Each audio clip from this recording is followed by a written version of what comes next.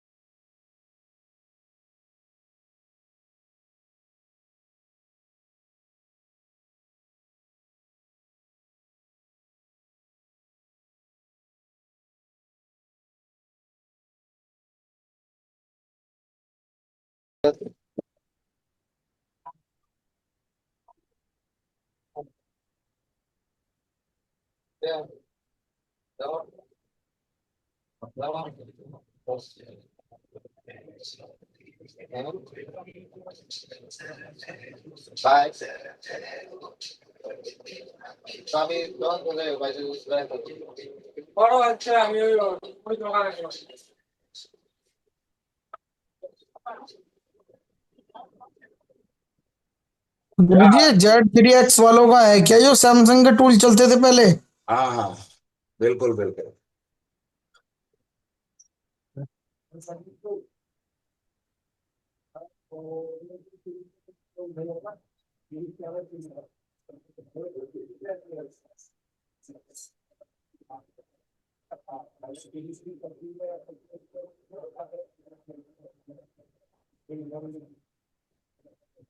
गुरुजी programme करने का method तो एक ही होता होगा ना यूएफआई के अंदर? हम्म। ये आजाद आजाद, जी गुरु जी। तुम्हें को होस्ट बनाया है और सिंह साहब आपको को होस्ट बनाया है। तुम दोनों को को होस्ट बनाया है। जो कोई शोर कर रहा है उसको म्यूट करने का काम तुम्हारा है। Okay okay sir. सर। तो हमारा खुल गया, डिजिटल बॉक्स खुल गया। जरा कनेक्शन को भी देख लो। ये हमारा इजीजेटा कनेक्शन भी हुआ है। ये इजीजेटा हमने ई सॉकेट लगा के, यू सॉकेट लगा के यूएफआई बॉक्स के अडाप्टर में हमने इसकी ईएमएमसी को डाला है। ठीक है, तो चलते हैं इजीजेटा में। अभी सबसे पहले यहाँ पर हमें कुछ छेड़खानी नहीं करना है, बस यहाँ पर हमें इजी डेटा का ई सॉकेट सिलेक्ट करना है और कनेक्ट कर देना है।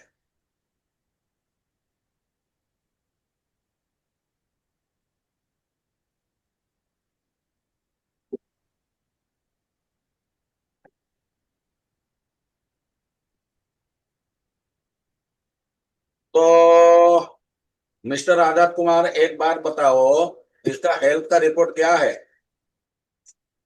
सर लाइफ टाइम हो गया है इसका, मैक्सिमम हो गया। मतलब खत्म है ना? जी जी खत्म है गुरु जी। तो सबसे पहला हमारा काम क्या बनता है? ये सर ये जानना जरूरी है कि ये किस कंपनी का है सर पहले तो। हाँ, यहाँ पर वो हर एक चीज की जानकारी तुम्हारे लिए सैमसंग रखा गया है। अगर देखो, जी ये जी। क्या है?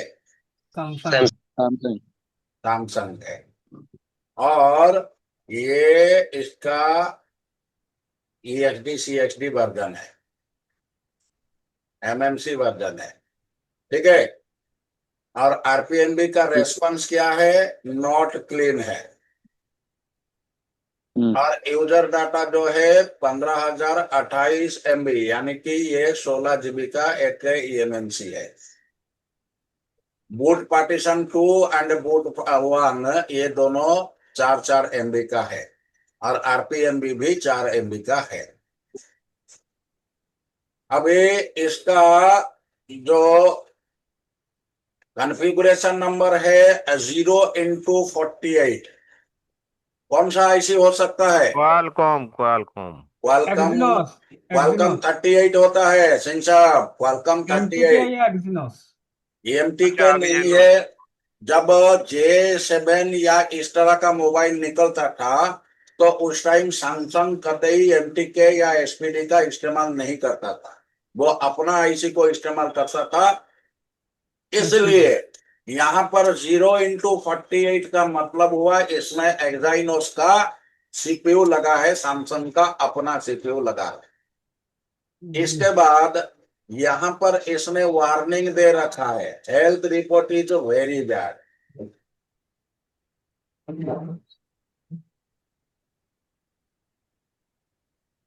अब हेल्थ रिपोर्ट अगर इसका वेरी बैड है तो सिंगल लेवल सेल और मल्टी लेवल सेल यानी कि SLC and MLC 0x0B 0x0B यानी कि ये रिपेयरेबल है। और इसका प्री-EOL इंफॉर्मेशन यानी कि estimated of device life time, estimation of device life time जो है वो नॉर्मल है। अगर ये यहाँ पर वार्निंग दे देता तो इतना समझ के जाना, अगर SLC MLC 0 to 10% होगा तो भी ये EMMC तुम्हारा काम में नहीं आएगा, तो भी ये EMMC तुम्हारा काम में नहीं आएगा। अगर प्री-EOL इंफॉर्मेशन नॉर्मल है तब जाके वो सैमसंग का EMMC हो व कोई भी EMMC हो वो रिपेयरेबल है। इसके बाद यहाँ कनेक्शन सक्सेसफुल हो गया, यहाँ इसने जीपीटी को पार्टीशन को स्कैन कर लिया। अब इतना करने के बाद इसने सारा जो इस मोबाइल के अंदर जितने सारे पार्टीशंस है उन सारे पार्टीशंस को इसने यहाँ पर दिखा दिया। अब सबसे पहले आज जितने भी क्लास में हो एक चीज का ध्यान रखोगे, बहुत इंपॉर्टेंट है। और वो इंपॉर्टेंट चीज क्या है? जीपीटी हेडर इज फाउंड, ये आना चाहिए, ये सबसे पहले आना चाहिए क्योंकि यही इसका बोट पार्टीशन है, यानी कि इसी के माध्यम से ये बोट करेगा। और आखिर में जीपीटी हेडर सक्सेसफुली पास्ड। दो तरह का जीपीटी होता है, एक होता है जीपीटी हेडर, दूसरा होता है जीपीटी फुटर। जो हमारा सबसे नीचे आया वो भी सक्सेसफुली पास होना चाहिए। अगर यहाँ पर इसने लिख दिया GPT header not successfully passed या नॉट फाउंड, तो इस टाइम ये मोबाइल तुम्हारा ऑन नहीं होगा। मैं इस मोबाइल की बात नहीं कर रहा हूं, किसी भी मोबाइल का अगर EMMC का हेल्थ सही है फिर भी सेट ऑन नहीं हो रहा है, EMMC का हेल्थ सही है फिर भी सेट ऑन नहीं हो रहा है, तो उस टाइम इस चीज दोनों चीज को तुम देखोगे। अगर इन दोनों में कुछ खामी है तो यहाँ पर हेल्थ रिपेयर करने की जरूरत नहीं है, सिंपल इसको तुम फ्लैश कर दो मोबाइल तुम्हारा ऑन हो जाएगा। ज्यादातर यही जो प्रॉब्लम होता है ना न्यू मॉडल में, तुम लोग जैसे ही FRP करते हो तो ये boot loader starting and boot loader ending यही दोनों करप्ट हो जाने के वजह से तुम्हारा सेट ऑटो पोर्ट में चला जाता है या डेड हो जाता है। जैसे ही तुमने FRP रीसेट किया वैसे ही सेट तुम्हारा डेड। तो सिंपल उसका EMMC को निकालो और बॉक्स में डालो, चेक करो ये दोनों सही है या नहीं है। अगर नहीं है तो सिंपल फ्लैश करो, सेट तुम्हारा ऑन हो जाएगा। चाहे तुम यहीं पर भी फ्लैश कर सकते हो या सिर्फ यहाँ पर BL फाइल को राइट करके, अगर सैमसंग है सिर्फ BL फाइल को राइट करो, डाउनलोड मोड में लेके उसको ओडिन में फ्लैश करो, तुम्हारा काम बन जाएगा। और कोई किसी का सवाल है तो सर पूछो। सर यहाँ पे फ्लैश करने के लिए राइट बाय वेंडर पे जाना पड़ेगा ना? हाँ, राइट बाई वेंडर पे जाओ। यहाँ तो सैमसंग सेलेक्ट करना पड़ेगा। यहाँ राइट बाई वेंडर कहाँ से आएगा? यहाँ तुम्हें, यानी कि ये इसका लेटेस्ट वर्जन है, इसमें राइट बाई वेंडर नहीं होता है। यहाँ पर तो गुरुजी सिर्फ इसमें तुम्हें सैमसंग। वेंडर यहाँ से सिलेक्ट करना है। यहाँ से वेंडर सिलेक्ट करना है, ये सैमसंग सिलेक्ट कर दोगे, बस तुम्हारा हो गया। अब सवाल पिच और बूट हाईलाइट करेंगे ना सर? पिट फाइल अगर नहीं दोगे तो बीएल फाइल तुम्हारा लेगा ही नहीं ना। जी जी जी जी। जब तक सैमसंग मोबाइल का पिट यानी कि पार्टीशन इंफॉर्मेशन टेबल, जब तक पार्टीशन इंफॉर्मेशन टेबल जैसे सैमसंग में होता है वैसे मीडियाटेक में स्कैटर होता है और क्वालकॉम में रॉ प्रोग्राम 0 होता है। और अगर अनलॉक टूल का फाइल देखो तो उसमें मैप लिखा होता है। तो ये इनकी एड्रेस का एक लेखा जोखा है। तो जब तक तुम एड्रेस नहीं दोगे तब तक तुम्हारा फाइल सिलेक्ट नहीं होगा। अगर किसी और मॉडल में है सिलेक्ट हो भी गया है तो वो सेट तुम्हारा पावरिंग ऑन नहीं होगा। तो जैसे कि हम यहाँ पर देख रहे हैं, इसका जो हेल्थ का कंडीशन है, इसका जो हेल्थ का कंडीशन है वो खत्म है और इस वजह से ये सेट हमारा लोगों पे रिस्टार्ट कर रहा है। तो इतना सारा हमारा तो हर क्लास बहुत ज्यादा टाइम हो जाता है, इसको मद्देनजर रखते हुए मैंने आज तुम लोगों के लिए ये चीज को रखा नहीं, इसलिए मैंने बोर्ड को खोला है और सिंपल आईसी को उतारा है। आईसी को उतार के साफ करके रिवल करके तुम्हारे लिए ये जो छोटा मोटा काम है उसके लिए मैंने तुम्हारा टाइम को बर्बाद नहीं किया है। अब यहां तक अगर हमें सब कुछ पता चल गया है तो क्या हमें यहां पर ये पता चला है कि इसका मॉडल कौन सा है? नहीं गुरुजी। अब क्या करेंगे हम? एमएमसी फाइल मैनेजर में जाएंगे। ईएमएमसी फाइल मैनेजर को ओपन करेंगे और ओपन करके इसका मॉडल को हम देखेंगे। तो इसको हमने बंद कर दिया, बंद करके ईएमएमसी फाइल मैनेजर को हम ओपन करेंगे। यहाँ से तो पूरी कुंडली निकल जाएगी। यही चीज सबसे पहले किसी भी मोबाइल को अगर तुम फ्लैश राइट करते हो, ईएमएमसी रिपेयर करते हो या कुछ भी करते हो, सबसे पहले उस सेट के बारे में वो सारा इंफॉर्मेशन को कलेक्ट करो। जब तक वो इंफॉर्मेशन कलेक्ट नहीं करोगे तब तक तुम आगे नहीं बढ़ोगे, तब तक तुम आगे नहीं बढ़ोगे। तो यहाँ पर हम, ये हमारा ऑलरेडी सिलेक्टेड है इजीजेटा कोड ईएमएमसी एचडीएमएमसी। तो हमें सिंपल यहाँ पर क्या करना है, ये कनेक्ट टू इजीजेटा।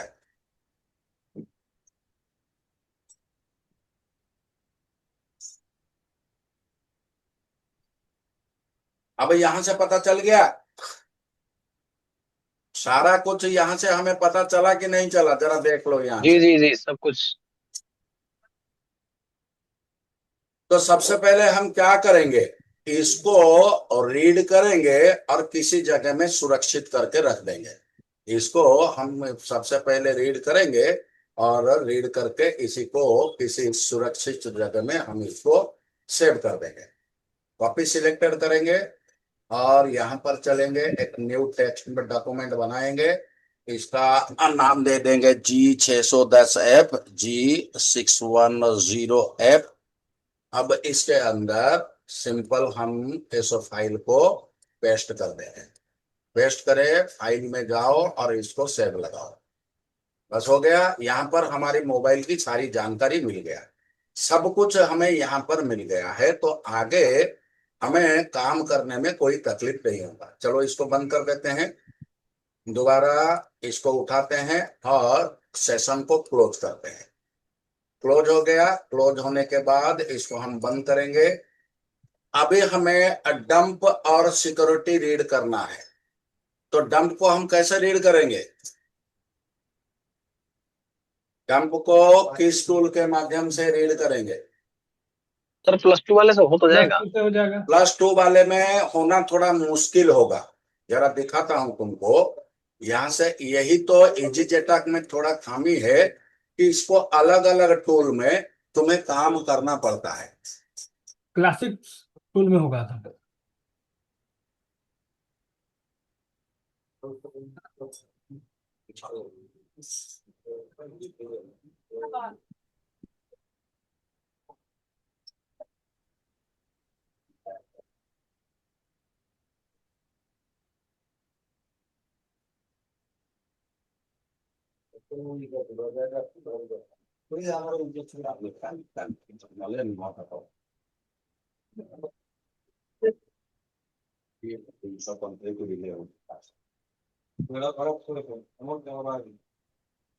तो खुल गया। यहां से कनेक्ट करते हैं।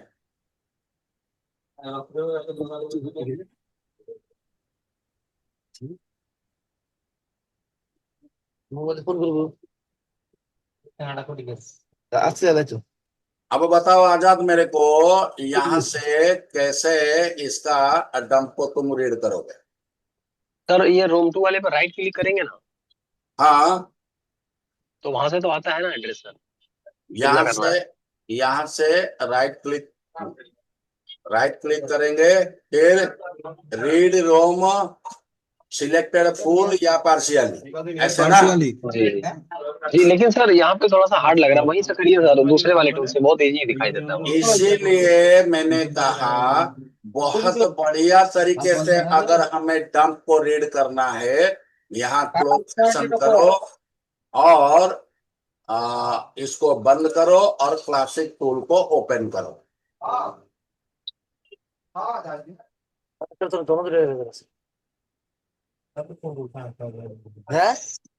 माइक म्यूट करो, माइक म्यूट करो, बात करते वक्त माइक को म्यूट करो।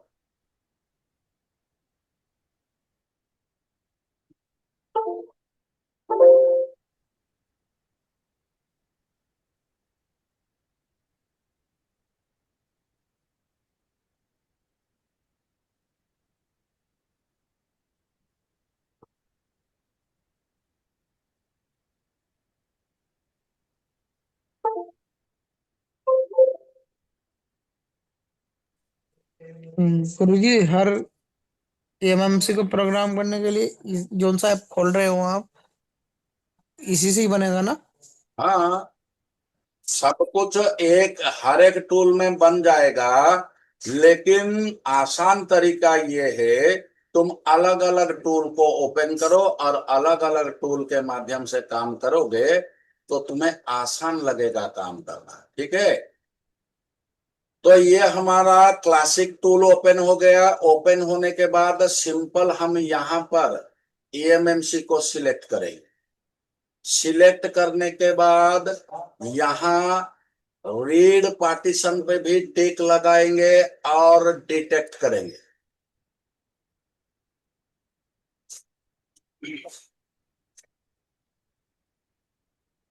तो यहाँ हमारा सब कुछ हो गया है, यहाँ पर हमारा सब कुछ हो गया है।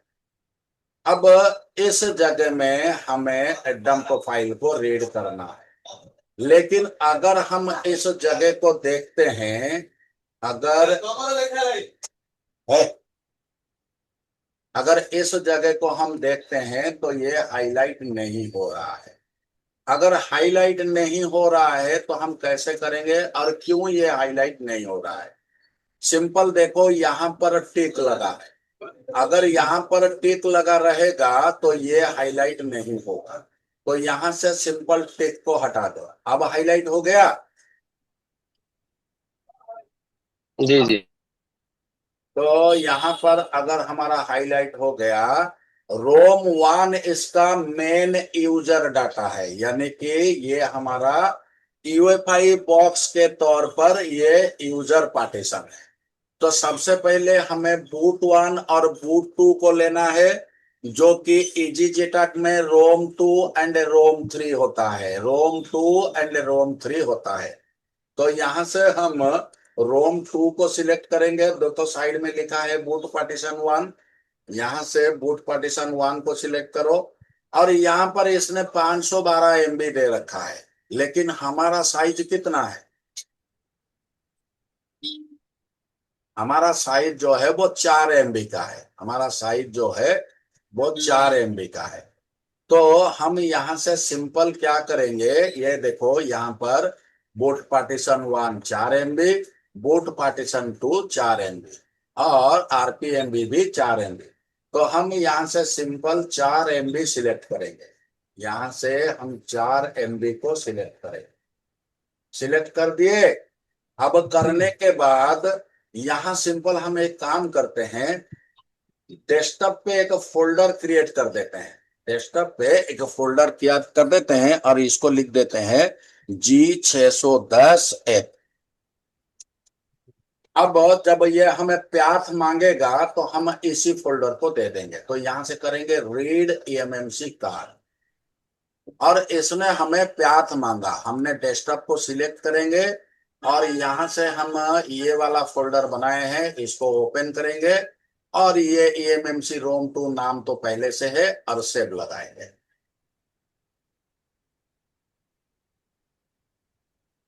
जी ये कौन सा फाइल रीड होगा?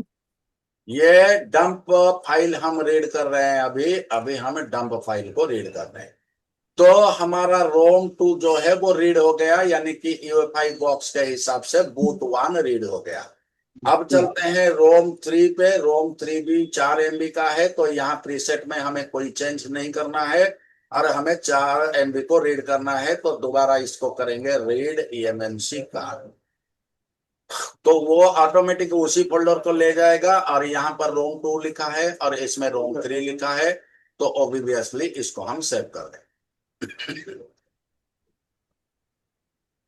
गुरुजी इस फोल्डर को ओपन करके दिखाना। सब दिखाया जाएगा। तो यहाँ पर हमारा ROM1 ROM2 हो गया, यानी कि बूट 1 बूट 2 हो गया। इस फाइल को हम UEFI बॉक्स में भी इस्तेमाल कर सकते हैं और UEFI का भी इसमें हम इस्तेमाल कर सकते हैं, कोई तकलीफ नहीं है। यहाँ तक कि ये फाइल को हम F64 में भी इस्तेमाल कर सकते हैं और F64 फाइल को भी इन दोनों बॉक्स में इस्तेमाल कर सकते हैं। तो ROM1 ROM2 ROM3 हो गया। अब चलते हैं ROM1 में। ये ROM1 हो गया हमारा मेन यूजर डाटा। और मेन यूजर डाटा जो होता है सबसे बेहतरीन, द बेस्ट क्वालिटी डंप होता है 512 MB। और क्यों होता है उसको एक बार क्लास के अंदर आओगे तो हम तुम्हें दिखा देंगे 512 MB कैसे होता है और क्यों होता है। तो यहाँ पर प्रीसेट में हम सिलेक्ट करेंगे 512 MB। अब 512 MB सिलेक्ट करने के बाद यहां पर हम करेंगे रीड eMMC कार्ड। अब वही फोल्डर खुला और यहां पर हम लगा दिए सेव।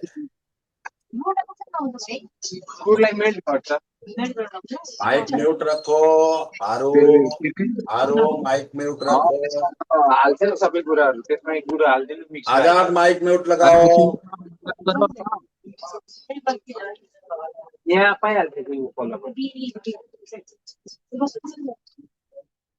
सिंह साहब सो गए हो?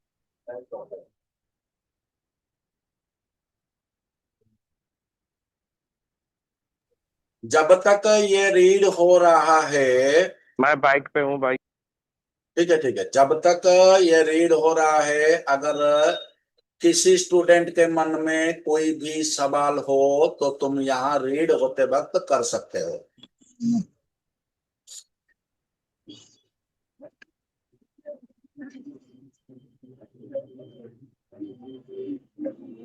सर एक सवाल करूं? सबके मन में एक सवाल है।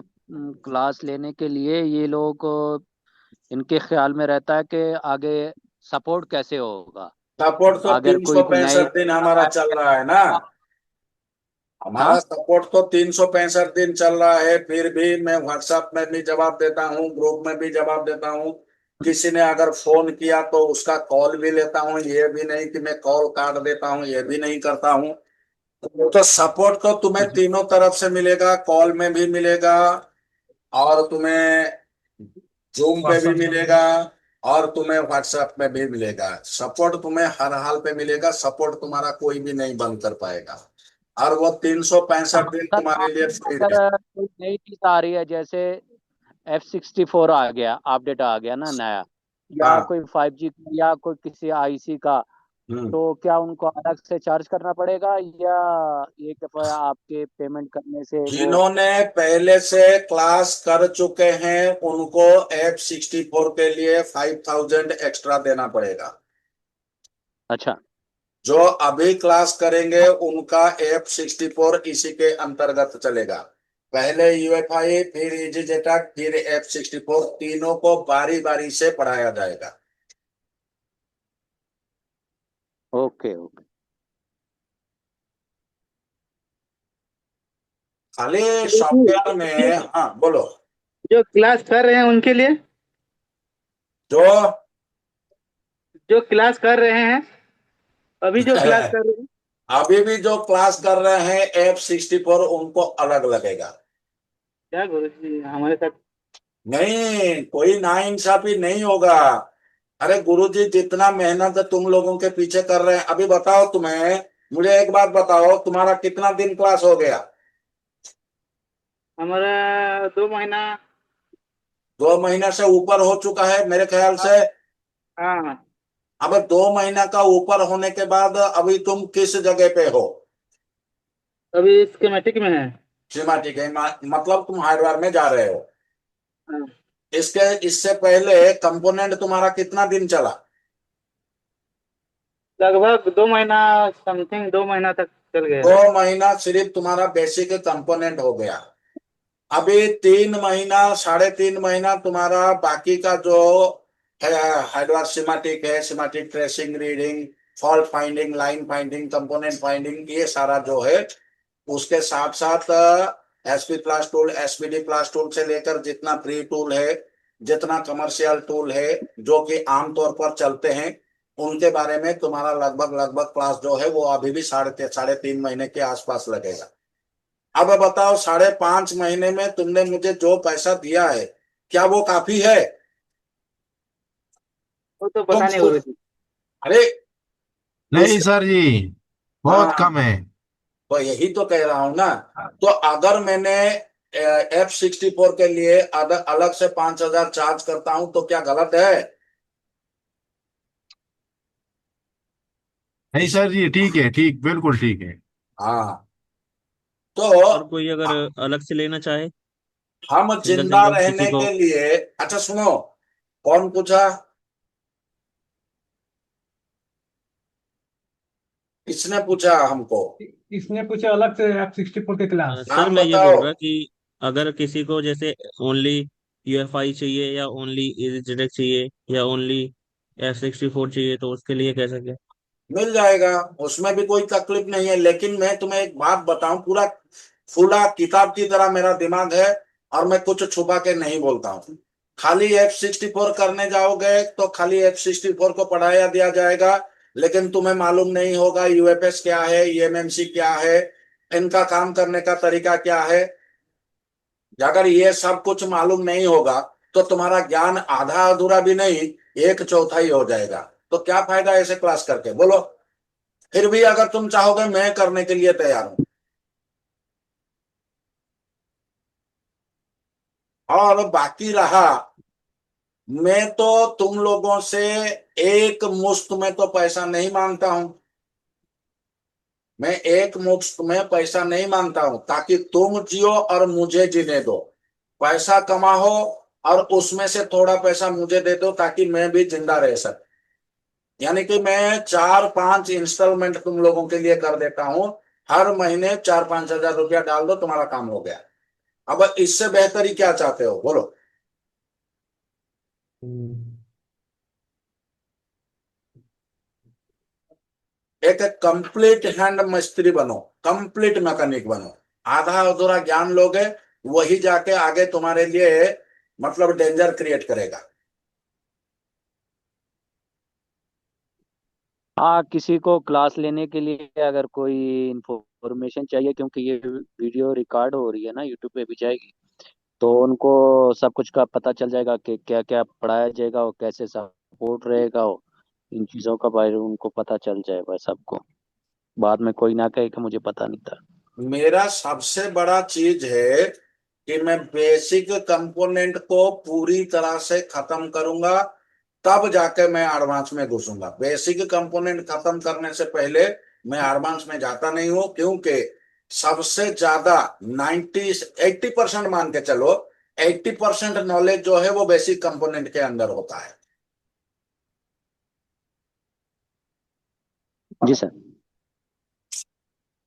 बेसिक काम हो जाएगा तो एडवांस काम ऑटोमेटिक दिमाग में आ जाएगा। सबको A to Z अपने आप दिमाग के अंदर आ जाएगा।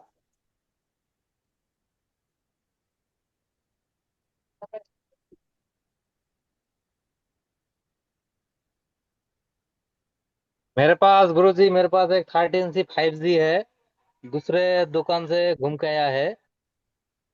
उसमें सेकंड लोगो पर आने के बाद जो हाइपर होता है ना, सेकंड लोगो।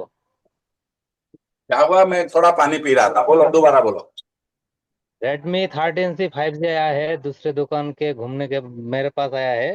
हम्म। तो उसमें जब ऑन करता हूँ सेकंड लोगो पर, मतलब हाइपर हो आता है ना सेकंड हाँ लोगो, हाँ हाँ हाँ। तब जाके वो रिस्टार्ट हो जाता है। हम्म। तो ये मतलब प्रॉब्लम मैंने बहुत कुछ कर लिया, लेकिन मेरे को सॉल्व नहीं हुआ है अभी तक। सबसे पहले मुझे बताओ, तुम्हारा मोबाइल का मालिक कौन है? यानी कि मैं मोबाइल का बोल रहा हूँ, मोबाइल खरीदने वाले का नहीं बोल रहा हूँ। तुम्हारा मोबाइल मदरबोर्ड का मालिक कौन है? मेरे तो सीपीयू दिया है एक अरे दुकानदार। नहीं नहीं नहीं, समझ सीपीयू नहीं पा। CPU CPU CPU. CPU CPU अच्छा। होता है मदरबोर्ड का मालिक। और सीपीयू का पूरा नाम क्या हो गया? Central central processing unit. Processing. Central यानी प्रोसेसिंग कि यूनिट। सीपीयू हर वो चीज को प्रोसेस करेगा, तभी जाके तुम्हारा सेट जो है वो पावरिंग ऑन होगा।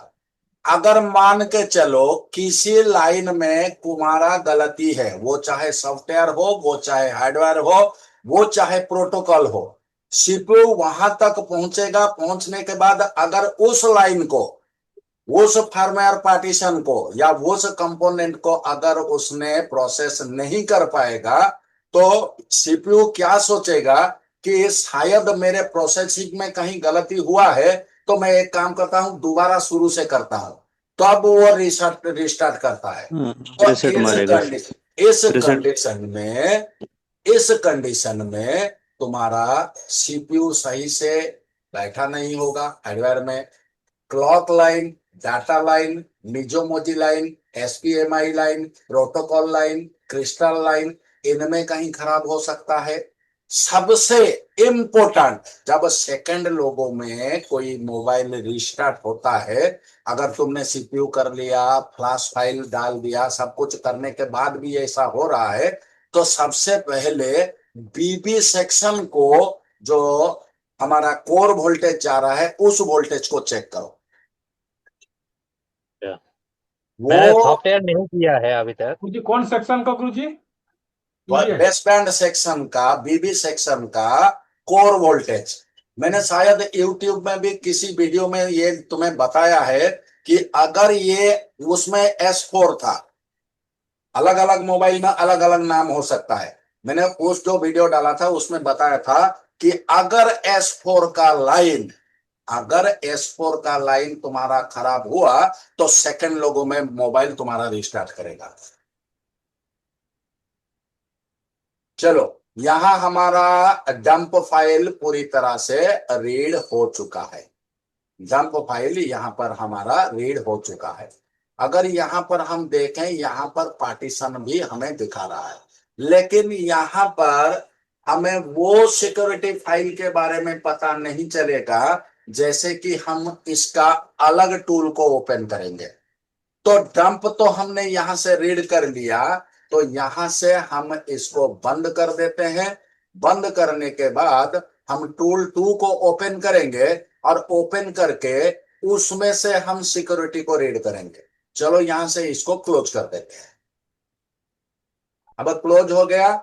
ये हमारा जो फोल्डर बना जिसके अंदर हमारा फ्लैश रोम, मतलब डंप फाइल आ गया, ये हमारा डंप फाइल है। तो इसके अंदर और एक फोल्डर हम बना देते हैं। और इस फोल्डर का नाम EasyJetAC के हिसाब से दे देते हैं GPT, गाइड पार्टीशन टेबल, यानी कि इसके अंदर हम वो सिक्योरिटी फाइल को रखेंगे। तो बंद कर देते हैं, चलते हैं टूल 2 को, यहां से हम ओपन करेंगे। यहाँ JTAG प्लस में भी हो सकता है और प्लस वाला 2 में भी हो सकता है। प्लस वाला 2 जो है वो बहुत एडवांस है, तो इसमें करो तो अच्छा रहता है और जल्दी भी होता है। इसीलिए अगर तुम्हारा मॉडल टूल 2 को सपोर्ट करता है तो टूल 2 में इसको रीड करो, अच्छा मतलब रिजल्ट अच्छा रहेगा तुम लोगों का।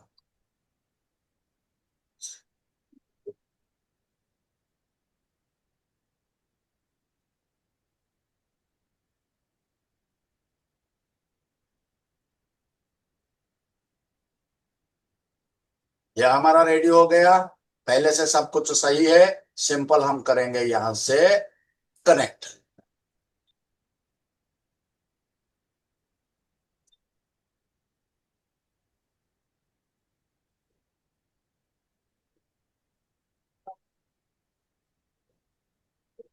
यहां पर एक इंपॉर्टेंट चीज मैं तुमको बताता हूं, याद रखना। और वो इंपॉर्टेंट चीज ये है कि अगर हमारा सेट ऑन हो रहा है, अगर हमारा सेट ऑन हो रहा है, वो चाहे लोगो में रहे या लोगो पे रिस्टार्ट करे या सेकेंड लोगो में रिबूट करे, इस तरह का अगर कंडीशन बनता है ना, तो सबसे बढ़िया क्या चीज है, तुम्हें ज्यादा मेहनत नहीं करना पड़ेगा और यहां से तुम सारे पार्टीशन को रीड कर लो, एक्सेप्ट सिस्टम या सुपर और यूजर डाटा, ये दोनों को छोड़ के बाकी सारे को रीड कर लो, तो तुम्हें मेहनत बहुत ही कम करना पड़ेगा।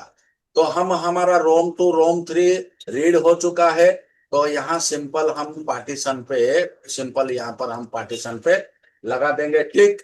टिक लगाने के बाद इसको थोड़ा नीचे करेंगे, नीचे करने के बाद यूजर को अनटिक कर देंगे और सिस्टम को अनटिक कर देंगे, और यहां से क्यासी को भी हम अनटिक कर देंगे, क्यासी हमें जरूरत नहीं। तो इतना सारा चीज को अगर हम अनटिक करके बाकी सारे को यहां से हम रीड कर लेंगे, तो हमें सेट को जिंदा करने में बहुत ही आसान होगा। इसको करने से पहले हम यहाँ पर एक चीज को ध्यान से देखें, इसको अगर हम देखेंगे एक चीज को, यहाँ पर जरा गौर से देखो, यहाँ पर क्या लिखा है, FRP। यानी कि इसमें FRP लगा हुआ है, इसमें FRP लगा हुआ है। और अगर हम सारे पार्टीशन को रीड करके दोबारा इसी पार्टीशन को राइट करेंगे तो उसमें भी FRP आएगा। तो उस चीज को खत्म करने के लिए हम सिंपल क्या करेंगे ना, यहां से एक्शन पे जाएंगे, यहां पर एक्शन लिखा है दिख रहा है, एक्शन पे यहां एरो पे क्लिक करेंगे और यहां पर करेंगे रिमूव FRP। सर ये तो पार्सिस्ट फाइल इरेज करने से भी तो FRP रिमूव हो जाएगा।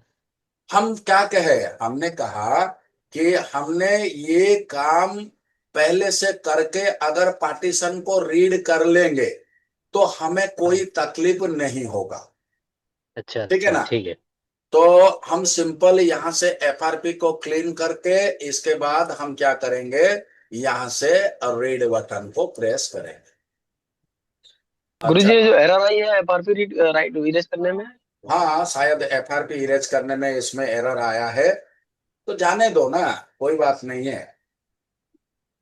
सर गुरुजी इसका ये फिट लाइन कैसे की बना, मार दिया। स्पीड बढ़ जाए, क्या हुआ? स्पीड ठीक था वो। कैसे स्पीड बढ़ाने का, वो ऑटोमेटिक में लगा हुआ ना, स्पीड बढ़ा दीजिए कि जल्दी हो जाए, रीड करने का किसी ने स्पीड। लाइन की मार वेट, दिया गुरुजी। बात वो नहीं है, बात ये है कि इसका हेल्थ का कंडीशन बहुत ही ज्यादा खराब है, तो इस चलते इसने FRP रीड करना शायद नहीं कर पाया। तो एक बार हम क्या करते हैं, इसको क्लोज सेशन कर देते हैं। अभी तक इसका ये रिट्राई कर रहा है, तो इरेजिंग FRP फेल हो गया। हम इसको क्लोज सेशन कर देते हैं, ये क्लोज सेशन हो गया। अभी दोबारा इसको कनेक्ट कर लेते हैं, यही चीज को हर वक्त ध्यान रखोगे। सर से पार्सिस्ट फाइल रीड करने का तो कोई रीजन नहीं है, उसमें तो FRP MI अकाउंट अनलॉक ये सब रहता है ना। मैं क्या बताया तुमको, अगर हमें बड़े आराम से अपने सेट को ऑन करना है तो हम सारे, अगर अगर हमारा सेट ऑन हो रहा है तभी हम इसको रीड करेंगे, वरना सिर्फ हमारा EFS एंड SEC EFS ये दोनों फाइल ही काफी है, बाकी कोई फाइल की जरूरत नहीं है। समझ में आया ना? इस जी वजह से मैंने कहा कोई एरर ना हो, इसलिए हम यहां से इस फाइल को रीड कर लेंगे। रीड करने से क्या होता है, हमारा जो रिकवरी का चांसेस जो बनता है ना, वो 99% सक्सेस होता है। 99% सक्सेस होता है। इसीलिए मैंने इन तीनों को अनटिक कर दिया, क्योंकि ये बड़े बड़े फाइल है। इनको अनटिक करने के बाद सिंपल हमने इसको रीड करना चालू किया। तो इसने हमको मांगा कहाँ रखना है, तो हम डेस्कटॉप को सिलेक्ट करते हैं। डेस्कटॉप में ये फाइल को सिलेक्ट करते हैं और GPT फोल्डर को ओके करते हैं। तो अब इसने ये सारा पार्टीशन को आराम से रीड करके उसमें रख देगा। लेकिन तुम्हें यहां पर मैं बता दूं, सारा फाइल रीड करने की कोई भी जरूरत नहीं है। सिंपल यहां पर जितने भी पिंक कलर के फाइल है उतना काफी है सिक्योरिटी के लिए, उतना काफी है। तुम उन्हीं को ले लो तो तुम्हारा सिक्योरिटी हो जाएगा, यानी कि IMEI, base band, Bluetooth, wifi, data, security certificate, सब कुछ उसके अंदर आ जाएगा। इसलिए सारे फाइल को रीड करने की कोई जरूरत ही नहीं बनता है। जैसे कि मैंने कहा, ये सेट का कंडीशन जो है वो लोगो पे रिस्टार्ट करता था, इसलिए मैंने इसको ले लिया है ताकि हमें आगे काम करने में कोई भी दिक्कत नहीं होगा। अगर तुम्हें नहीं पसंद आएगा या नहीं चाहते हो तो इनको रीड करने की कोई जरूरत भी नहीं है। हो गया? हमारा सब कुछ रीड हो गया? हुआ कि नहीं हुआ? जी जी गुरु जी, हो गया, ऑल डन हो गया। तो एक बार इस क्लोज सेशन कर देते हैं। क्लोज सेशन करने के बाद इसको बंद कर देते हैं। बंद करने के बाद हमारा फाइल सिस्टम जो हमने रीड किया वो सही है कि नहीं चेक कर लेते हैं। तो लगभग हमारा सब कुछ यहाँ पर आ गया है। सब कुछ आ गया है, हमें कोई चीज की जरूरत नहीं है। अब हम सिंपल क्या करेंगे, इसका RPMB को क्लीन करेंगे। इसका RPMB को क्लीन करेंगे, इसलिए हम एजीजेटा का क्लासिक टूल को यहां से ओपन करेंगे। सर ये RPMB काउंटर होगा EasyJet में? जरूरत नहीं है, जरूरत नहीं है। अगर चाहो तो काउंटर बन जाएगा, इसमें कोई भी बड़ी बात नहीं है। EMMC का, UFS का, सबका काउंटर इसमें बन जाएगा। अगर कैसे काउंटर बनाना है थोड़ा दिखाएगा तो और भी अच्छा हो जाएगा मेरे लिए। एक बात है दोस्त, इतना अगर सब कुछ मैंने यहाँ पर खोल के बता दूंगा तो कोई मेरे पास क्लास करने क्यों आएगा? हाँ, तुम पर्सनली मुझे पूछ सकते हो, पर्सनली मैं तुम्हें जवाब दे दूं और बना के ठीक दिखा है भी सर। दूंगा तुमको। ठीक है? ठीक है सर, मैं बताया गया है पर्सनली हमारे आपको ग्रुप में, मैसेज दूंगा। हमारे ग्रुप में बताया गया है, सब पूरे क्लास में बताया जाता है ये। तो यहाँ पर हम आएंगे एडवांस में। एडवांस में आने के बाद यहाँ पर कस्टम ऑपरेशन में जाएंगे और यहाँ पर हम क्या करेंगे, कहाँ गया,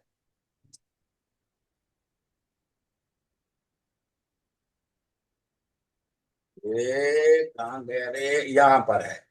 यहाँ पर है डंप EMMC फार्मवेयर, यानी कि EMMC फार्मवेयर को यहाँ पहले हम रीड करके रखेंगे। क्यों रखेंगे ना, ये भी हो सकता है कि EasyJet की डाटाबेस में इस EMMC के लिए FFU फाइल नहीं हो सकता है। इसलिए सबसे जो सेफेस्ट प्रोसेस होता है, जो EMMC हम इसके अंदर डाले हैं उस EMMC का FFU फाइल को हमें रीड करके रख लेना है। ठीक है ना?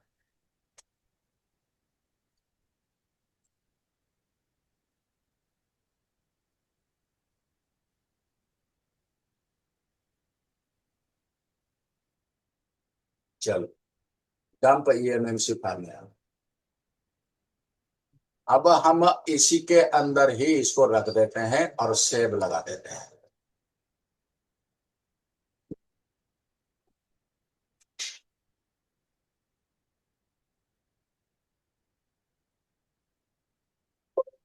अब हमारा ईएमएमसी का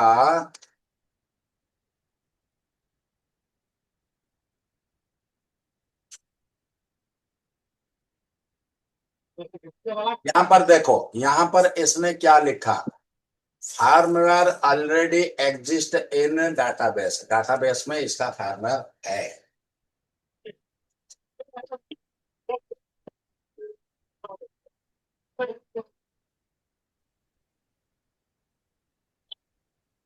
फंस गया गुरु जी।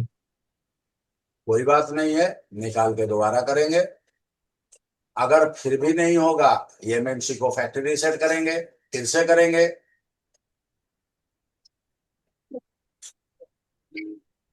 नहीं, ये फर्मवेयर तो सक्सेस डंप हो गया है।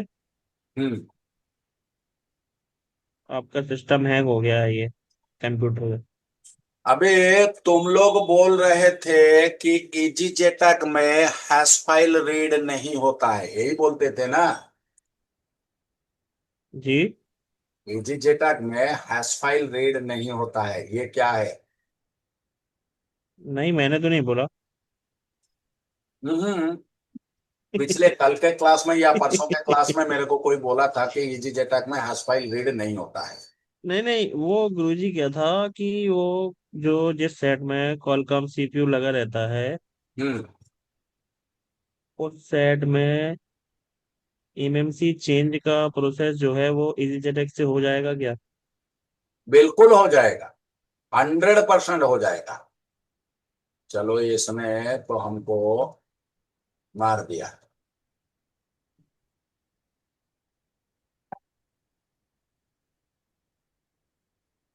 कॉलकॉम एक सेट में बार सैमसंग का एमएमसी। एक बार बॉक्स को डिस्कनेक्ट करो, दोबारा बॉक्स को कनेक्ट करो।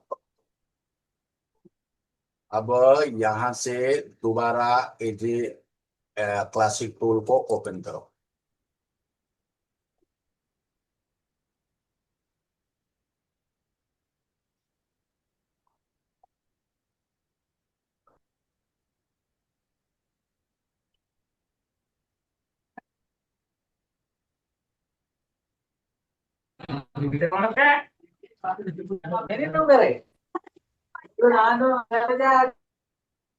माइक म्यूट कर लो।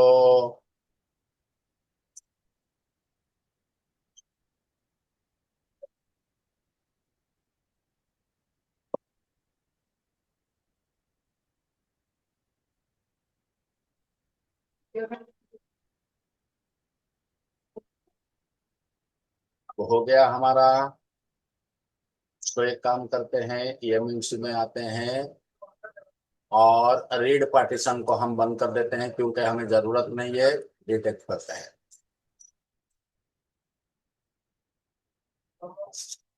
हो गया हमारा। अभी सिंपल हम चलते हैं, एडवांस में हम चलते हैं सिंपल, और यहाँ पर करते हैं अपडेट ईएमएमसी फार्मूला। अब यहाँ पर इसने ऑलरेडी रीड करके रखा है, या तो तुम यहाँ पर भी सिलेक्ट कर सकते हो।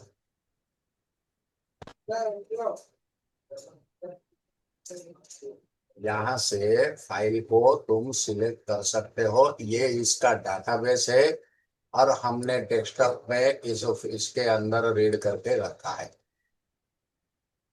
तो ये है हमारा फाइल है, इसको हम ओपन करते हैं। अब आने के बाद यहाँ से कन्फर्म करते हैं। यहाँ पर इसने वार्निंग किया, do you want to write FFU, तो हमें करना है राइट एफएफयू।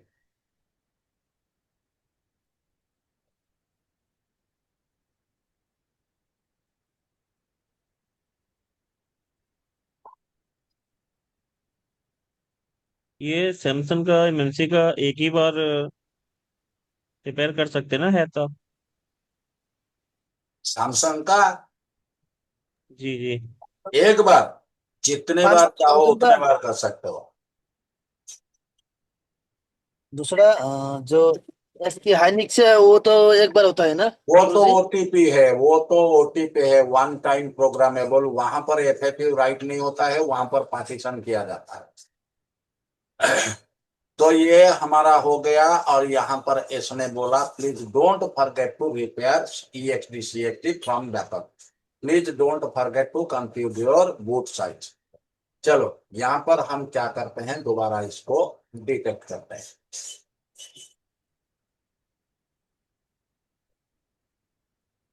हो गया।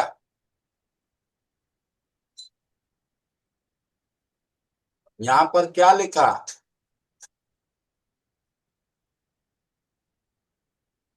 लिख दिया EMMC RPMB is not yet program. Clear हो गया। यानी कि यहां पर हमारा काम खत्म। उससे पहले एक बार हम इसका स्मार्ट रिपोर्ट लेंगे। अगर यहाँ पर है Samsung red smart report, okay, यहाँ पर कस्टम ऑपरेशन करते हैं तो हो गया हमारा, सब कुछ सही है, स्मार्ट रिपोर्ट डन है। तो सिंपल हम यहाँ से यहाँ पर आएंगे और यहाँ से हम डंप को राइट करेंगे। तो हम क्या करते हैं, एक बार में सारे डंप को राइट करते हैं। यहाँ से हम सिंपल क्या करते हैं, एक फाइल को सिलेक्ट करेंगे, वो सारा फाइल को जो है वो अपने आप सिलेक्ट कर देगा। हमने रोम 1 को सिलेक्ट किया है, तो यहाँ पर रोम 1 को हम लेते हैं सिलेक्ट, तो ये सारा जो है वो अपने आप कर दिया है। ठीक है ना, सब कुछ सही हो गया। गुरुजी इसमें ये SLC और MLC ये सेम होना चाहिए या अलग अलग, से कोई फर्क पड़ेगा? SLC MLC EMMC में अगर अलग होगा तो 100% बैड हेल्थ है। अगर UFS में अलग होता है तो कोई फर्क नहीं पड़ता है। फिलहाल तुमने अगर एक बार कहा है तो एक बार हम तुम्हें SLC MLC का कंडीशन भी दिखा देते हैं।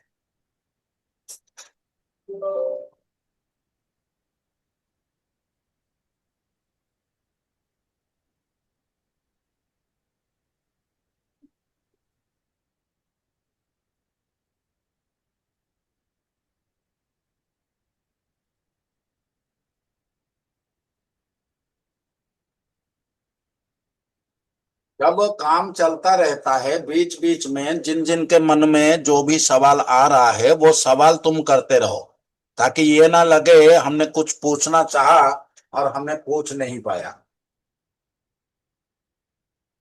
जी गुरुजी। सिंपल हम यहाँ पर करते हैं कनेक्ट।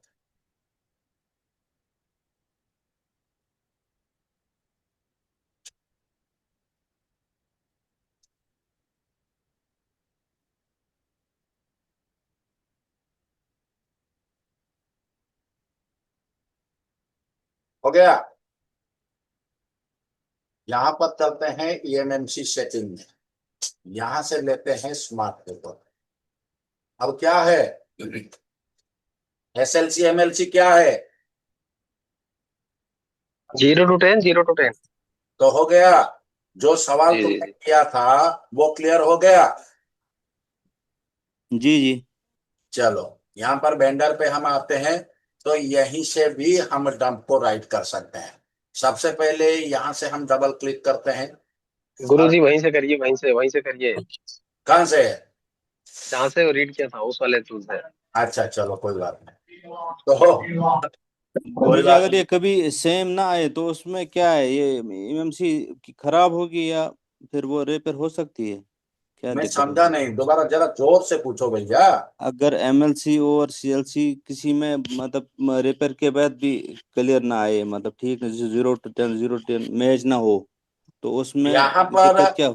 इससे पहले मैंने क्या बताया, यहाँ पर इस जगह में तुम्हें देखना है प्री EOL नॉर्मल होना चाहिए।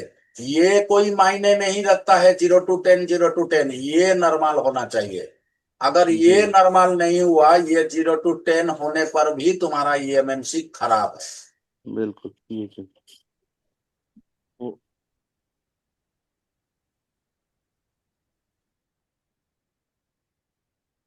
वो शुरू में हमें वो चेंज करनी पड़ेगी। चेंज ही करना। अभी देखो एक बात तुम ध्यान रखो, आरपीएम भी क्लीन हो गया मतलब ईएमएमसी चेंज के प्रोसेस में वो ऑटोमेटिक आ गया है। जी जी बिल्कुल। आरपीएम भी अगर चेंज हो गया तो वो ऑटोमेटिक चेंज प्रोसेस में आ गया। जी तो यहाँ पर दूसरा ईएमएमसी चेंज करो या उसी को लगाओ, दोनों सूरत में बात एक ही है। अगर सैमसंग को छोड़ के कोई अलग होता तो वो ईएमएमसी चेंज के प्रोसेस में नहीं जाता, वो प्रोग्रामिंग के प्रोसेस में जाता। ये अभी ईएमएमसी चेंज के प्रोसेस में चला गया। जी जी। ईएमएमसी सिलेक्ट करो और डिटेक्ट करो। ऑलरेडी हमने फाइल पहले से सिलेक्ट करके रखा था, लेकिन यहाँ पर लिखा है सिलेक्ट ईएमएमसी ईएक्सडी सीएक्सडी इमेज बिन फाइल। तो यानी कि ये ईएक्सडी सीएक्सडी को यहाँ पर सिलेक्ट नहीं किया है। तो सिंपल हम यहाँ पर क्लिक करते हैं और जीपीटी को ओपन करते हैं। जीपीटी के अंदर हमारा ईएक्सडी सीएक्सडी जो है वो रीड होके रहा होगा।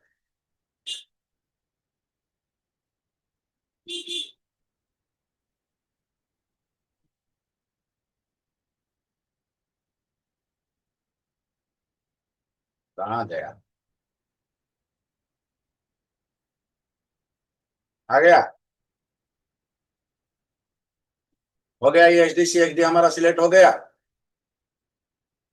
तो यहाँ पर जी जी। सिंपल हम करते हैं राइट ऑल रोम्स।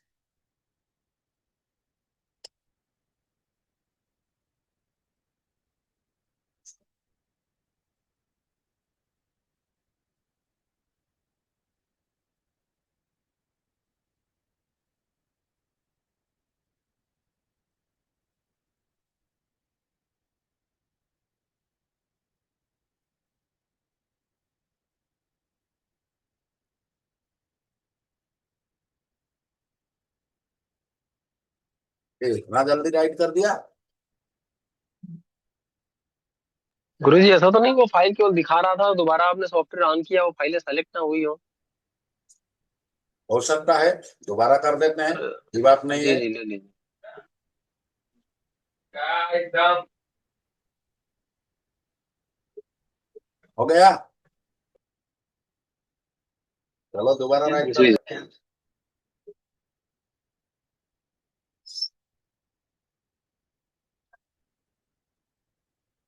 वो हाँ। गुरुजी केवल केवल दिखा रहा था, बस उठाया नहीं मैंने।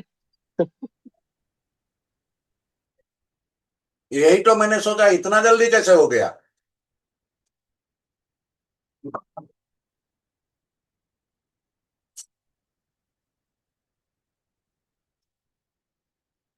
वो केवल जो बाद में आपने सेलेक्ट किया एसडी से एसडी वही राइट करके छोड़ दिया, बाकी इन तीनों को नहीं राइट किया।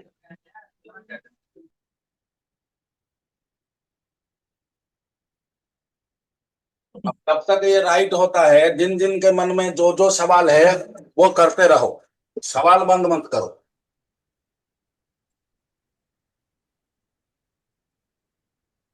गुरुजी जितना भी एमएमसी है सब ये इसी 4 बॉक्स में भी क्लीन हो जाएगा सर जी? क्या? जितना भी एमएमसी बनाएंगे इसी सॉल्यूशन से बनाएंगे।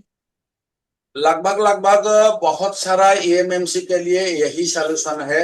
और कुछ खास ईएमएमसी होते हैं सीपीयू के हिसाब से, उनका करने का तरीका अलग होगा। और वो हर एक जो अलग अलग सीपीयू होता है उसका तरीका क्या होगा मैं तुम्हें बताते जाऊंगा क्लास के दौरान। हर एक क्लास में ईएमएमसी कैसे चेंज होगा, यूएफएस कैसे चेंज होगा, रीप्रोग्राम कैसे होगा, बैड सेक्टर कैसे खत्म करेंगे, बैड सेक्टर क्यों होता है, किस जगह में बैड सेक्टर पाया जाता है, ये सारा चीज तुम्हें क्लास के दौरान में बताते जाऊंगा। यहाँ पर बताना संभव नहीं है।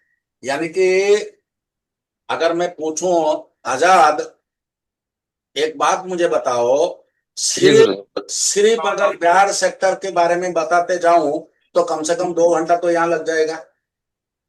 सर बहुत आराम से सर, बहुत आराम से, वो भी पूरा नहीं होगा गुरुजी। इसीलिए कह रहा हूं ये जो चीज है, ये चीज यहाँ पर बताना लगभग लगभग संभव नहीं है, क्योंकि बहुत ही ज्यादा टाइम टेकिंग है और मैं बहुत ही डीप लेवल से बताता हूं, ताकि एक बार इस इंस्टीट्यूट से जो पढ़ के गया उसे दूसरे इंस्टीट्यूट जाने की जरूरत ना पड़े, नौबत ही ना आए। सर जी, सैमसंग का एमएमसी और इसके हाइनिक्स माइक्रोन या किंगस्टन, इनका जो एमएमसी, हाँ, इसमें ओटीपी होता है, सैमसंग को कितनी बार भी एफएफयू कर सकते हैं, इतना मतलब वो डिफरेंस क्या होता है इनके मैकेनिज्म? सिंपल बताता हूं, दोनों का मैकेनिज्म में कोई फर्क नहीं होता है। दोनों के मैकेनिज्म में, तीनों जितने भी एमएमसी है, किसी का मैकेनिज्म में कोई फर्क नहीं होता है, सब में नान नॉर का सिस्टम होता है। फर्क यह है सैमसंग क्या करता है, उसका ईएमएमसी के लिए वो सॉफ्टवेयर दे देता है ताकि तुम सॉफ्टवेयर राइट करो और मेरे ईएमएमसी को जितने बार चाहो उतने बार इस्तेमाल करो। लेकिन बाकी सारे कंपनियों ने अपना फार्मवेयर को देते नहीं है और कहते हैं कि मरो, एक बार मर गया तो तुम दोबारा खरीदो। और अभी हम लोगों के पास कुछ एसके हाइनिक्स का, माइक्रोन का कुछ फाइल्स है, जिनके माध्यम से अगर वही एफएफयू फाइल का ईएमएमसी तुम्हारा होगा, तुम उसको 1000 बार भी इस्तेमाल कर सकते हो। मैकेनिज्म में कोई फर्क नहीं होता है।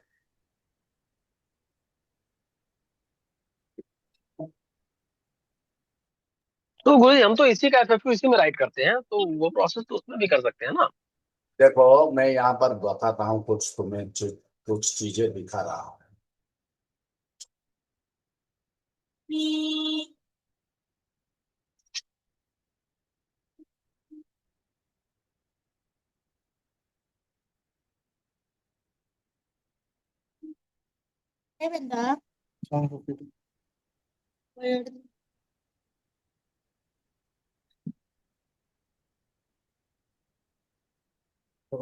ఆన్లైన్ క్లాస్ జరుగుతుంది ఆర్డర్ బటన్ పెట్టేసాను అయిపోయింది తెచ్చేస్తే పోతారు అది माइक म्यूट कर लो, माइक म्यूट कर लो। ఇంకేం చేసుకుంటుంది అది పని చేయదు ఇంకా गुरु ब्रह्मा, अब जरा यहाँ पर देखो, तुम अगर मुझे पूछ रहे हो सिर्फ खाली यूएफएस चिप के बारे में लिए, तुम्हारे लिए क्या है जरा देखो।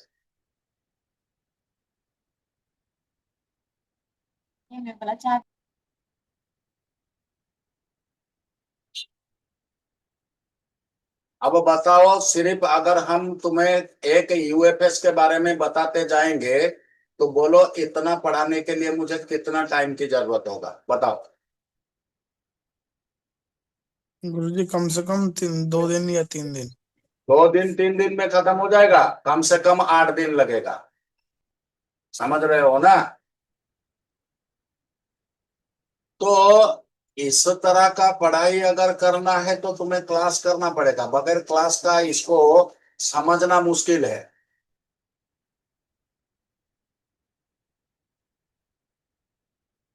गुरुजी सबका वो बनाए बैठे हो पीडीएफ। हाँ, ज्यादातर पीडीएफ में हाथ में लिखता हूँ।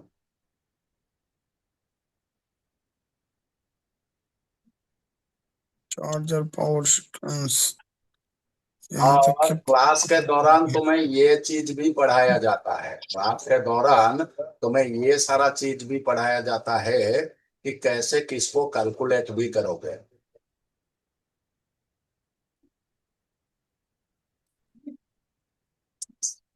ये सारा चीज भी तुम्हें क्लास के दौरान पढ़ाया जाता है। अगर ऐसे बोलोगे कि हमको मुंह जुबानी बोल दो, तो ये तो होने से रहा।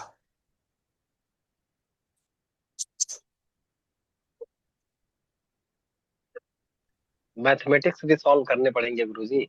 हाँ, वही तो कह रहा हूं ना।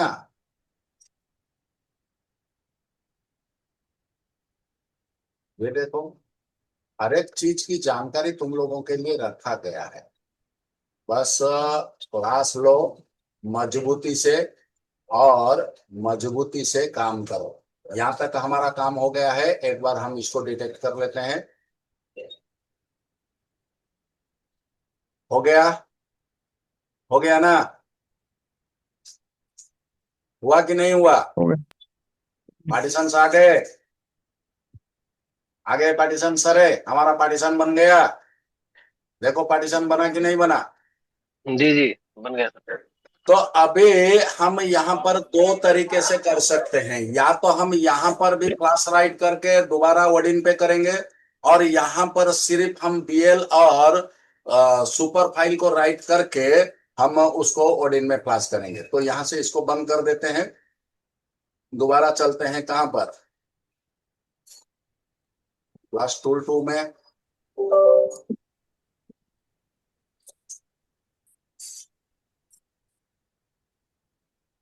और हमारा फाइल कहाँ गया, ये कौन सा है? हाँ, ये जैसे इसमें से हम सीएससी फाइल को, पिट फाइल को निकाल लेते हैं।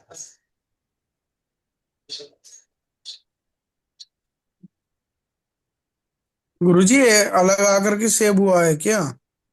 क्या? ये फ्लैश फाइल है, ये फ्लैश फाइल ये है, फार्मर फाइल है भाई। ये अलग से डाउनलोड किए हुए हो पहले ही? हाँ, अगर हम काम करेंगे अभी तुम्हारे लिए बैठ के डाउनलोड करेंगे तो तुम्हारा गया ना, जो टाइम का बर्बाद होगा उसको कौन लेगा? सबका टाइम बहुत कीमती होता है। हाँ। अरे तुम लोग इतना मेहनत करके इस क्लास को देख रहे हो, ये बहुत बड़ी बात है। तो यहाँ पर हम कनेक्ट कर लेते हैं।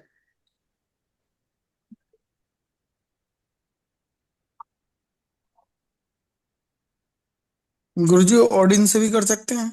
कोडिंग से तो तुम्हें करना ही पड़ेगा, बगैर किया नहीं होगा। जब पहले मैंने तुमको बताया था, मैंने कुछ दिखाया था, अब दिख रहा है? दिख रहा है ना? Header is not found. हाँ गुरुजी, तो BPD अगर हेडर ऐसा आया तो तुम्हें सिंपल क्लास करना है। तो यहां पर हम सिलेक्ट करते हैं सैमसंग। अब सैमसंग सिलेक्ट करने के बाद यहां से डबल क्लिक करते हैं, यहां से डबल क्लिक करते हैं, यहां पहले जीपीटी फाइल को दे देते हैं डेस्कटॉप। डेस्कटॉप में हमारा फाइल, ये है हमारा फाइल। यहां से सीएससी के अंदर जीपीटी है, दे दिया हमने।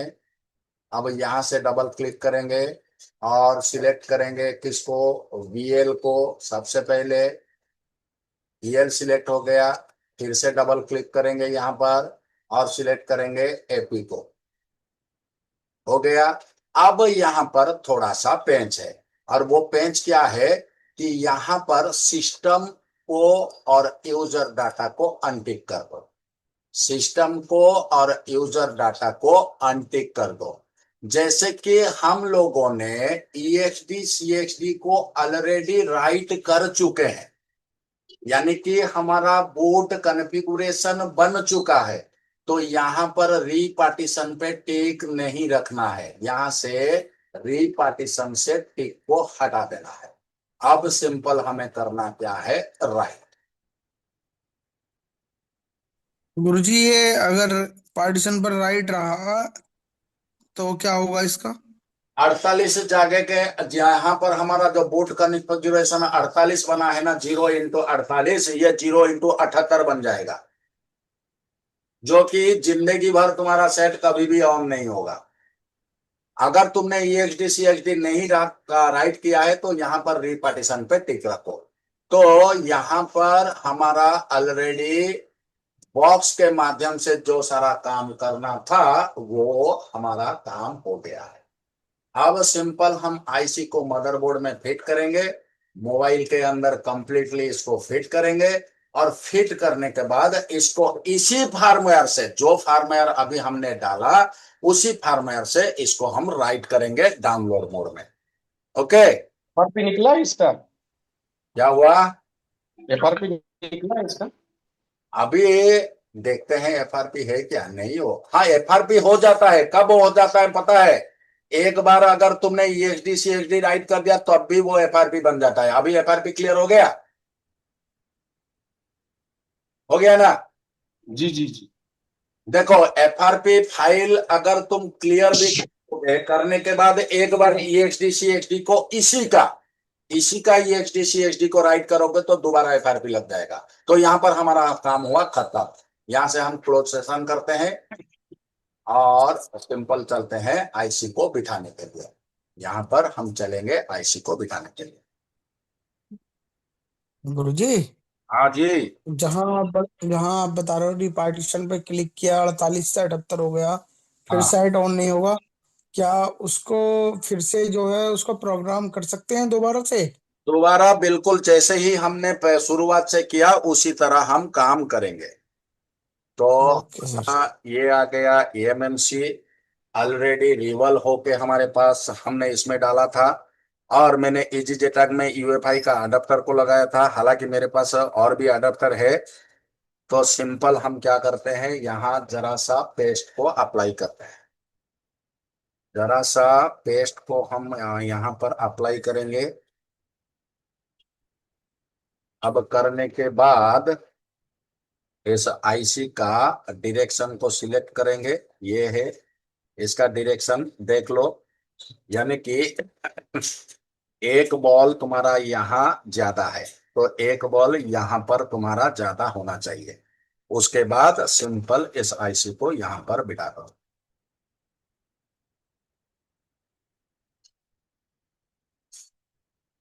हो गया।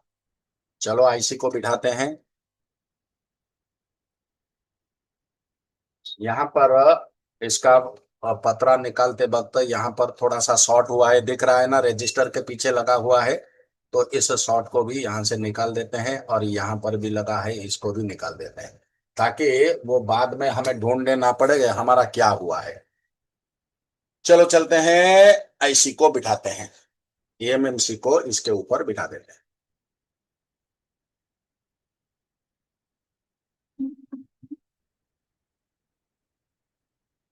हिट को कितने किए गुरुजी, हिट को?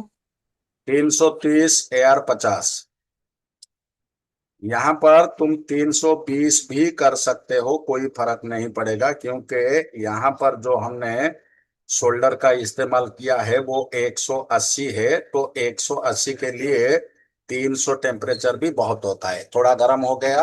अब हल्का सा पेस्ट यहाँ पर हम दे देंगे, हल्का सा पेस्ट यहाँ पर हम दे देंगे। देने के बाद अगर आईसी को बिठाएंगे तो वो बड़े आराम से अलाइन हो जाएगा, अपने आप बैठ जाएगा, तुम्हें मेहनत करने की जरूरत नहीं है। जब आईसी के नीचे से पेस्ट निकल आए तो समझ जाना तुम्हारा आईसी जो है वो बैठ गया।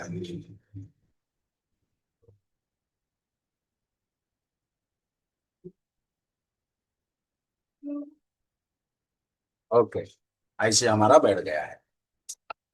अब सिंपल इसको हम फिट करते हैं मदरबोर्ड में, यानी कि हड्डी में वगैरह में इसको फिट करके कंप्लीटली मोबाइल को फिट कर देंगे।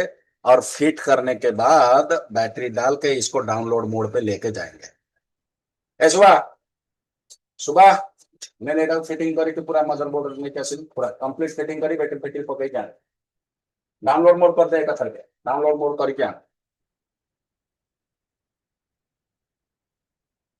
अब अगर सर अगर हमारे पास कोई मीडियाटेक का सेट है और उसमें केवल प्री लोडर हम राइट कर रहे हैं, तो रिपार्टीशन पे क्लिक करेंगे उस समय या नहीं करेंगे सर? एक बात सुनो, अगर तुमने EXD CXD राइट नहीं किया है तो रीपार्टीशन पे टिक रखो। अगर तुमने EXD CXD राइट किया है तो किसी भी हाल में रीपार्टीशन पे तुम टिक नहीं रखोगे। अगर तुमने ऐसा किया तो वो जो कॉन्फ़िगरेशन नंबर है उसमें तुम्हारा 40 ऐड हो जाएगा, और जैसे ही ऐड हो जाएगा वो बढ़ जाएगा। इस वजह से तुम्हारा सेट जिंदगी भर ऑन नहीं होगा।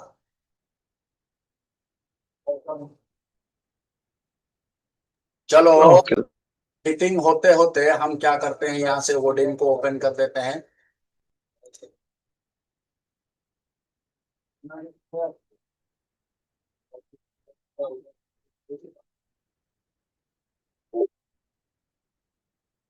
होर्डिंग हमारा ओपन हो गया। अब यहाँ से फाइल को हम सिलेक्ट कर देंगे। फाइल हमारा है डेस्कटॉप पे, और ये है फाइल।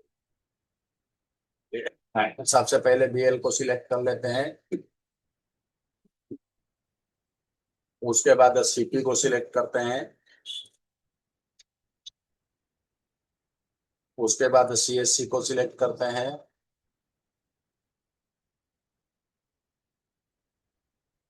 उसके बाद एपी को सिलेक्ट करते हैं।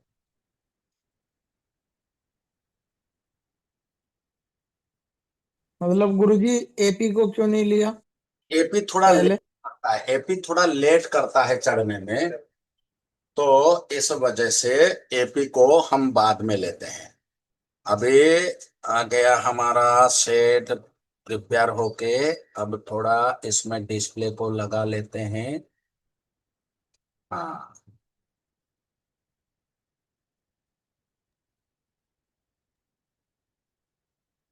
गुरुजी ये फ्लैश फाइल डाउनलोड करेंगे तो सब अलग अलग इसका पहले से बना हुआ रहता है, बीएल एपीसी। सब कुछ अलग अलग आएगा एक रार फाइल के तहत। अच्छा, तो भाई साहब एक जरा यहाँ पर भी नजर डाल लो।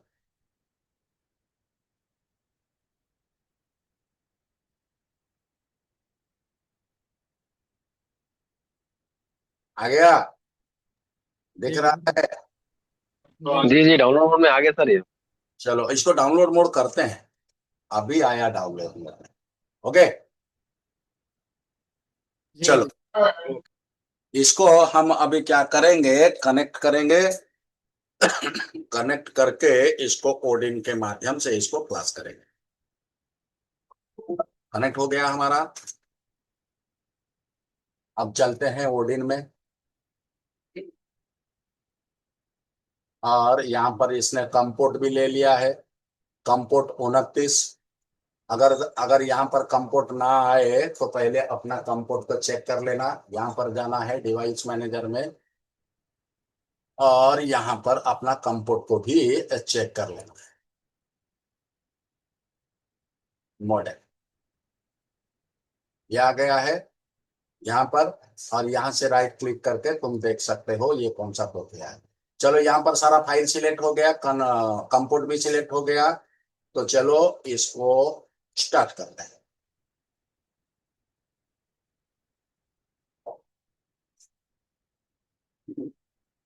अब जब तक ये चल रहा है, किसी के मन में अगर कोई सवाल हो तो तुम कर सकते हो। सर जी, ये अगर हैंडसेट में हमको यूजर डेटा के साथ ये चालू करना है, हाँ, तो उसके लिए प्रोसेस में क्या चेंज होता है? यूजर डाटा के साथ में अगर तुम चालू करोगे, ये जो सीएससी फाइल हम करते हैं ना, ये सीएससी फाइल को होम सीएससी सिलेक्ट कर देना। मतलब यहाँ पर मैं दिखा देता हूँ, ये तो चलता रहेगा, ये शाम का ये फाइल यही है ना? नहीं, ये फाइल के अंदर देखो, यहाँ पर क्या लिखा है, होम सीएससी लिखा है ना? अगर सीएससी की जगह में होम सीएससी को सिलेक्ट करोगे तो यूजर डाटा तुम्हारा डिलीट नहीं होता है। लेकिन ये जो प्रोग्रामिंग कर रहे हैं, तो प्रोग्रामिंग में तो इसका कोई मतलब ही नहीं बनता है, क्योंकि अभी ईएमएमसी चेंज के प्रोसेस में चला गया, ईएमएमसी चेंज के प्रोसेस में चला गया। उस टाइम डेटा सेव नहीं होता? डेटा कहां से आएगा? तुमने तो पूरा ईएमएमसी को पहले से वहां से खाली करके लेके आए हो, डेटा कहां से आएगा? जी जी जी। नहीं, जैसे मैंने कहा था कि मेरे पास वो यूएफआई में एक ईमेल से रीड नहीं हो रहा, हाँ और F64 में उसका डेटा रीड हो रहा है, हाँ, लेकिन वो चालू नहीं हो रहा है, मैं तो एक उसको बात चेंज बताता करना हूँ, है। श्रीराम एक बात बताता हूँ, सुनो। तुमने कहा यूएफआई या ईजीजेटक में वो रीड नहीं हुआ, लेकिन उसमें रीड हो गया कौन, F64 में। इसलिए तुम्हारे पास रीड नहीं हुआ क्योंकि तुम्हें दोनों बॉक्स में कुछ फेर बदल के बारे में जानकारी नहीं है। और उसी ईएमएमसी को मेरे पास लाओ, मैंने तुम्हें यूएफआई ईजीजेटक दोनों में डिटेक्ट करके दिखा दूंगा। उसमें कुछ फेर बदल करना पड़ता है। अच्छा, हम्म, मतलब अभी वो डाटा तो हम दूसरे में डाल सकते हैं ना, जो रीड हुआ है? हाँ बिल्कुल डाल सकते हैं। देखो, हमारा कुछ डाटा जो होता है वो पर्टिकुलरली एक सेट के लिए होता है, यानी कि हर एक डाटा जो है वो यूनिवर्सल नहीं होता है। इसीलिए कुछ अहम चीजों को ही सिर्फ हम डाल सकते हैं, बाकी सबको नहीं है। समझ गए हो ना? जी जी।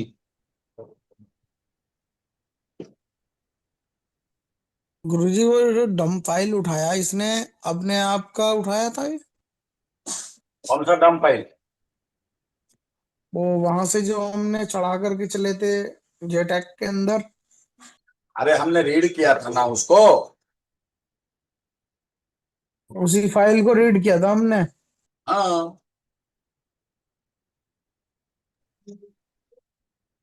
गुरुजी किसी अब नॉर्मल देखो, फोन में फ्लैश करेंगे तो यूजर अब डाटा को भी सिलेक्ट अब करना होगा। देख लो, अब देख लो, कहाँ गया?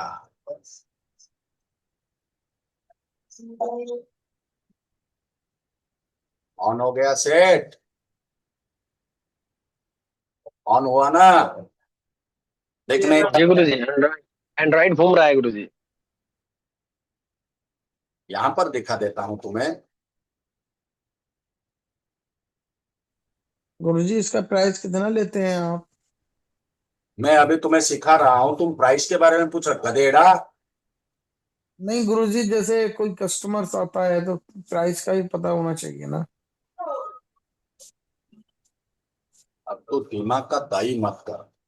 अब हमारा 150 रुपया, 150।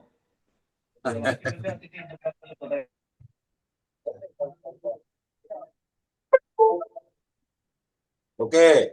अभी ये क्लास में प्राइस पूछने वाली बात नहीं है, क्लास में सिर्फ बनाने वाली बात है। रेडी? जी गुरुजी, बहुत बढ़िया डन गुरुजी, गुरुजी। डन डन गुरुजी डन के डन। लिए ताली हो जाए, गुरुजी क्या के लिए बात ताली। करते हो? अभी काम खत्म हो गया क्या? अभी काम खत्म हो गया क्या?